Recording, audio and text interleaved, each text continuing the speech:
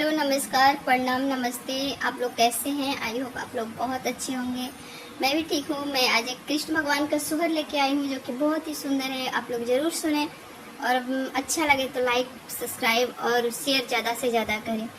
छोटी सी कान्हा के गोड़ावा घुंघूरा शोभे, घुंघूरा शोभे हो कान्हा दूरा खेलना जानी जाई हा खोजना कैसे जाई बेढूंढना कैसे जाई बहो।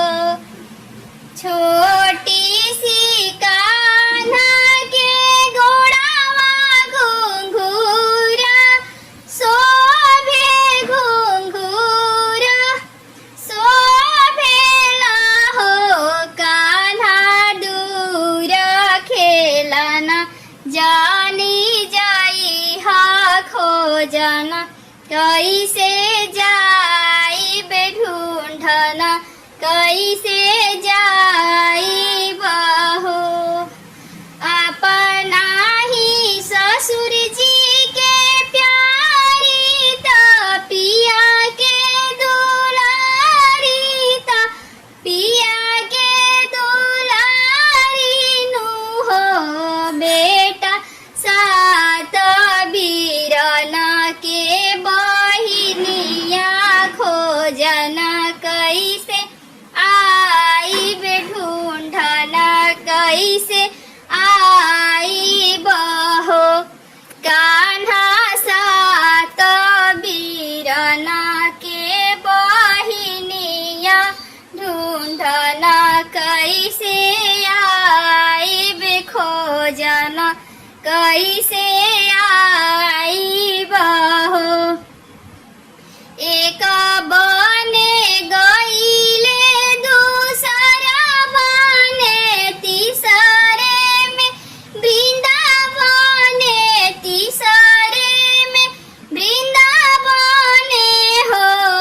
एक बने गईले दूसरा बने आवरों में वृंदावने हो।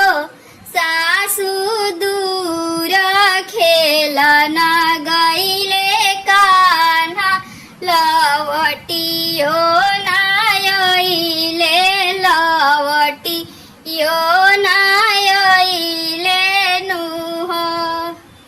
सात ही दिन घरी चढ़ाले ता चढ़ी के तरले ता चढ़ी के तरले नु हो। सासु अब नाही आवे मोरो लाला ढूंढना हम जाई खोजना हम जाई बहो। सासु अब नाही आवे मोरो लाला ढूंढना हम जाई खोजना हम जाई बहो। पहिना लुगरी से लुगरी त पैरो में पेरिया त पैरो में पेरिया नु हो। बहुआ धैलना ग्वालिन के भेष ढूंढना तू जाहू खोजना तू जाहू नु हो।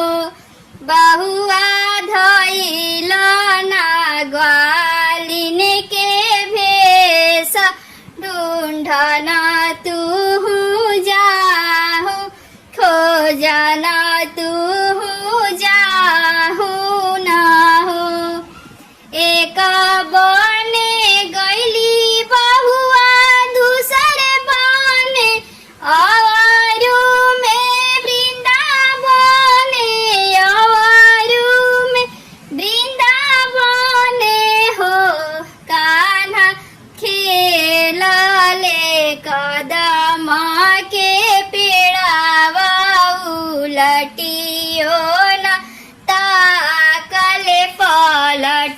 कहियो ना ताकले हो कान्हा खेलले कदम के पेड़ावा उलटियो ना ताके पलटियो ना ताकले हो अपना ही ससुर जी के प्यारी तो पिया के दुलारी तो पिया के दुलारी नु हो कान्हा सात वीरन के बहिनिया ढूंढन हम आईनी ढूंढन हम आईनी नु हो अपना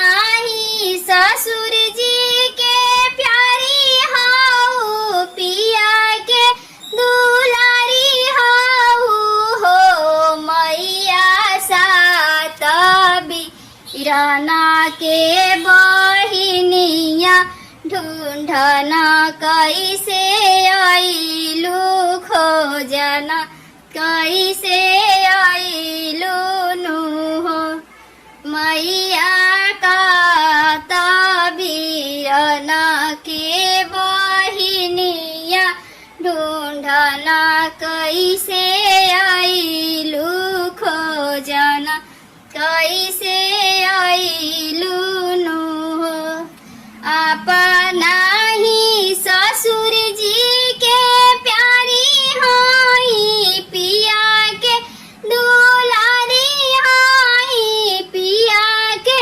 दुलारी हाई हो बेटा तू ही मोरो आखी के पुतरिया ढूंढना हम आईनी खोजना हम आईनी नु हो छोटी सी कान्हा के गोड़ावा घुंघूरा शोभे घुंघूरा शोभे नु हो कान्हा दूर खेलना जानी जाई हा खोजना कैसे जाई बे ढूंढना कैसे जा